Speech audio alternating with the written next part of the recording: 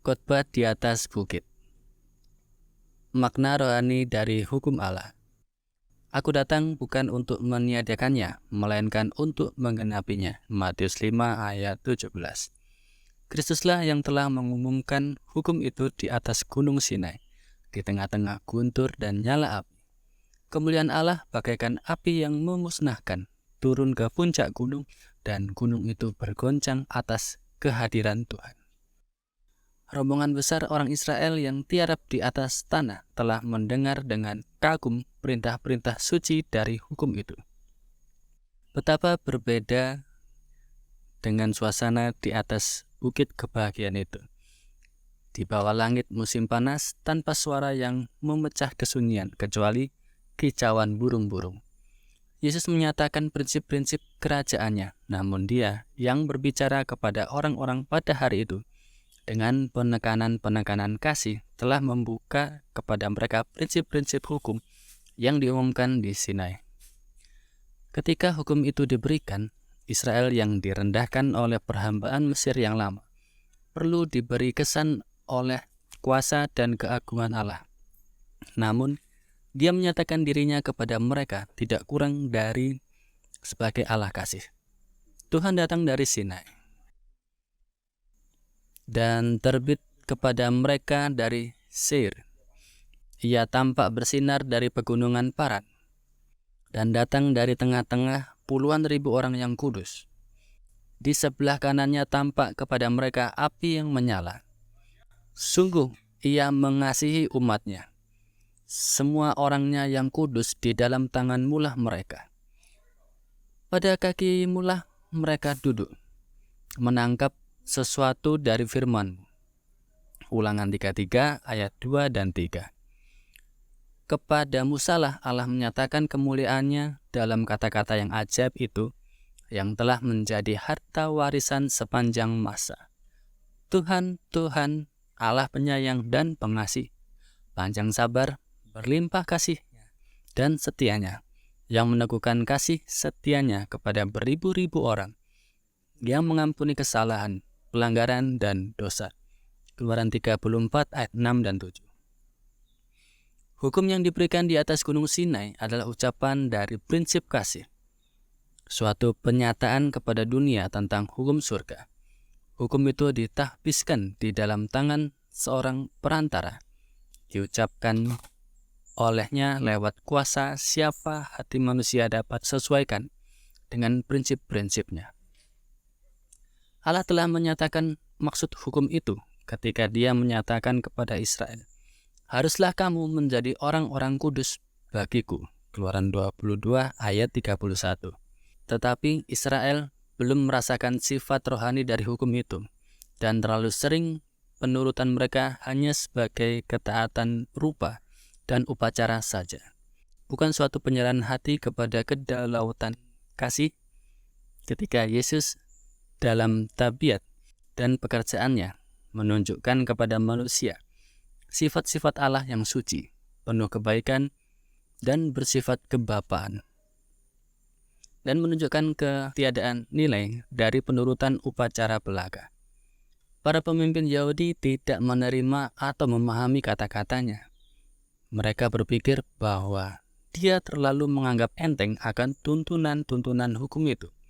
Dan ketika Dia tetapkan di hadapan mereka kebenaran-kebenaran dari perwujudan atau lambang upacara mereka yang ditetapkan ilahi, mereka hanya melihat luarnya saja, menuduh Dia berupaya untuk mengubahkannya. Kata-kata Kristus walaupun diucapkan dengan tenang, itu dikatakan dengan kesungguh-sungguhan dan kuasa yang menggerakkan hati orang-orang. Mereka mendengar pengulangan tradisi-tradisi dan tuntutan-tuntutan hamba dari para rabi, tapi dengan sia-sia. Takjublah orang banyak itu mendengar pengajarannya, sebab Ia mengajar mereka sebagai orang yang berkuasa, tidak seperti ahli-ahli Taurat mereka. Matius 7 ayat 29. Orang Farisi mencatat perbedaan besar antara gaya ajaran mereka dengan ajaran Kristus.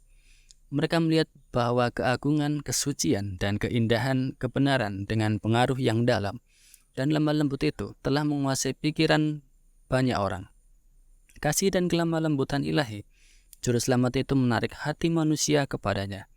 Para rabi melihat bahwa oleh pengajarannya, tujuan seluruhnya dari pengajaran yang telah mereka berikan kepada orang-orang tersebut telah gagal. Dia telah meruntuhkan dinding pemisah yang telah menyanjung kesombongan dan kesendirian. Dan mereka takut. Jika diizinkan, mereka akan menarik orang-orang seluruhnya jauh dari mereka.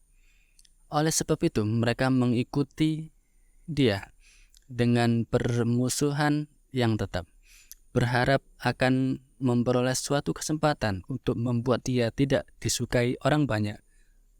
Dan dengan demikian memungkinkan orang Sanhedrin menguatkan penghukuman dan kematiannya. Di atas bukit itu, Yesus diamati oleh mata-mata secara teliti. Dan ketika dia paparkan prinsip-prinsip kebenaran, orang Farisi membuat tersebar luas bahwa ajarannya bertentangan dengan peraturan-peraturan yang telah diberikan Allah di Sinai. Juru Selamat itu tidak mengatakan apa-apa untuk menggoncang iman dalam agama dan lembaga-lembaga yang telah diberikan melalui Musa. Karena setiap sinar terang ilahi yang disampaikan pemimpin besar Israel kepada umatnya diterima dari Kristus. Sementara banyak orang mengatakan dalam hati mereka bahwa dia telah datang untuk menghilangkan hukum itu, Yesus dengan bahasa yang jelas menyatakan sikapnya terhadap undang-undang ilahi. Jangan kamu nyangka, katanya, bahwa aku datang meniadakan hukum Taurat atau kitab para nabi.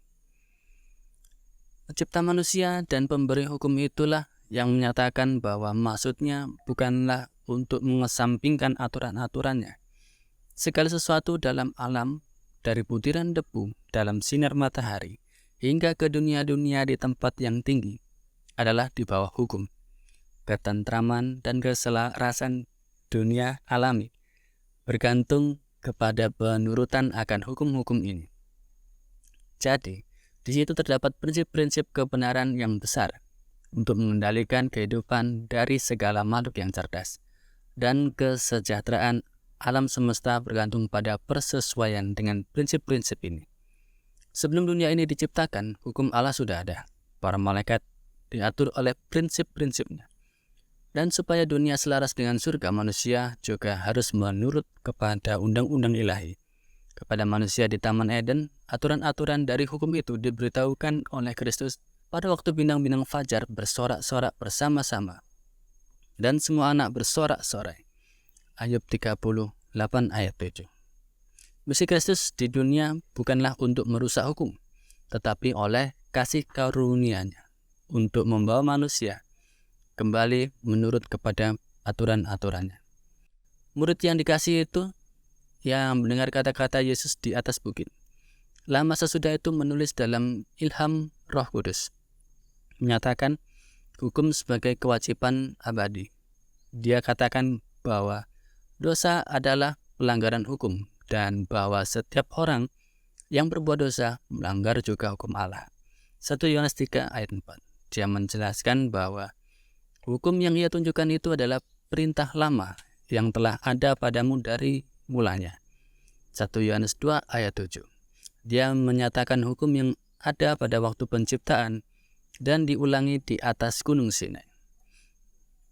Menyatakan hukum itu, Yesus berkata, "Aku datang bukan untuk meniadakannya, melainkan untuk menggenapinya." Di sini ia menggunakan kata menggenapi dalam pengertian yang sama seperti ketika dia menyatakan maksudnya kepada Yohanes Pembaptis. Untuk menggenapkan seluruh kehendak Allah, Matius 3 ayat 15, yakni untuk memenuhi ukuran tuntutan hukum, untuk memberikan suatu contoh dari persesuaian yang seumpama kepada kehendak Allah.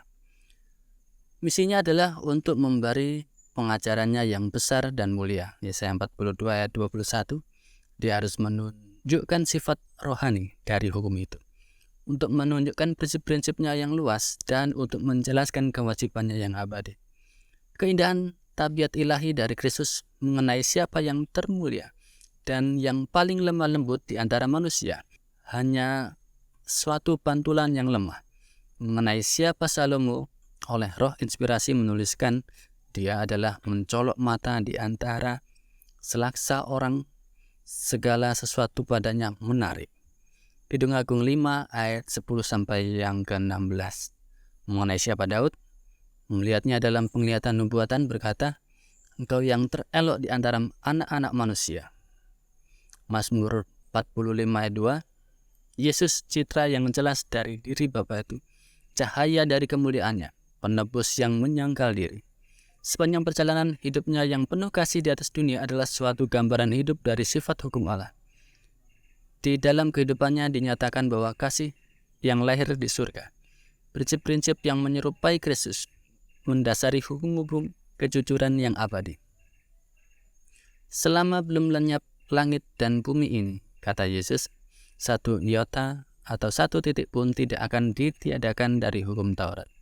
Sebelum semuanya terjadi, dengan penurutannya sendiri kepada hukum Kristus, menyaksikan tentang tabiat-tabiatnya yang kekal, dan membuktikan bahwa lewat kasih karunia-Nya, hukum itu dapat dituruti dengan sempurna oleh setiap putra-putri Adam di atas bukit itu. Dia menyatakan bahwa tidak satu iota terkecil pun ditiadakan dari hukum itu. Sebelum semuanya terjadi, segala sesuatu yang menyangkut umat manusia, segala yang berhubungan dengan rencana penebusan, Dia tidak mengajarkan bahwa satu waktu hukum itu akan dibatalkan, tetapi mengarahkan mata sepenuhnya kepada horizon masa depan manusia, dan meyakinkan kita bahwa sebelum tujuan ini tercapai, hukum itu akan tetap berwenang, sehingga tidak seorang pun boleh menyangka bahwa misinya ialah untuk menghapus aturan-aturan dari hukum itu. Selagi langit dan bumi ada, prinsip suci hukum Allah akan tetap ada. Kebenarannya adalah seperti gunung-gunung Allah. Mazmur 36 ayat 6 akan terus suatu sumber berkat mengalirkan sungai-sungai kecil untuk menyegarkan bumi. Karena hukum Tuhan itu sempurna dan tidak berubah, tidak mungkin bagi orang-orang berdosa dengan kekuatannya sendiri untuk memenuhi standar tuntutannya. Itulah sebabnya mengapa Yesus datang sebagai penebus kita. Misinya oleh membuat suatu manusia ikut serta dalam sifat ilahi untuk membawa mereka sesuai dengan prinsip-prinsip hukum surga. Apabila kita tinggalkan dosa-dosa kita dan menerima Kristus sebagai juru selamat kita, hukum itu diagungkan. Rasul Paulus berkata, "Jika demikian adalah kami membatalkan hukum Taurat karena iman? Sama sekali tidak. Sebaliknya, kami meneguhkannya." Roma 3 ayat 31. Janji perjanjian baru itulah, "Aku akan menaruh hukumku di dalam hati mereka dan menuliskannya dalam akal budi mereka." Ibrani 10 ayat 16. Sementara sistem lambang nubuatan yang menunjuk kepada Kristus sebagai anak domba Allah harus menghapus dosa dunia, harus diberhentikan dengan kematian. Prinsip-prinsip kebenaran yang diwujudkan dalam 10 hukum adalah tetap, bagaikan tahta yang kekal.